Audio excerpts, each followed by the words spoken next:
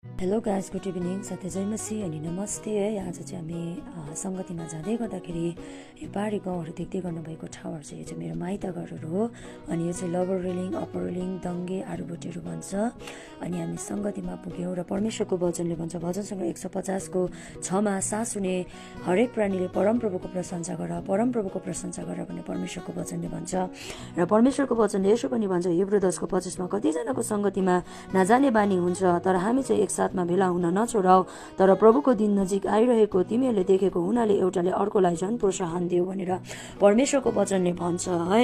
अनि परमेश्वरलाई महिमा भएको होस्। हामी चाहिँ महिनैपछि हाम्रो 11वटा मण्डलीको युनाइटेड फेलोसिप सङ्गति हुन्छ। अनि आजको दिन चाहिँ हाम्रो थापादुरा चर्चमा भएको कारणले गर्दा हामी त्यहाँनिर गएको थियौँ र मलाई केही भजनहरू गाएर परमेश्वरलाई महिमा दिन मन पर्यो अनि मैले गाइरहेको छु। अनि हामी सङ्गति सके पश्चात हामी घर फर्कँदै गर्दा यो ग्यारेन्डरको भोटरलाई तपाईँले देख्न भएको छ। यो चाहिँ कति ठाउँहरूमा पाउँदैन र यो चाहिँ हामी आएको बाटोको यात्रालाई तपाईँलाई देखाइरहेका छौँ।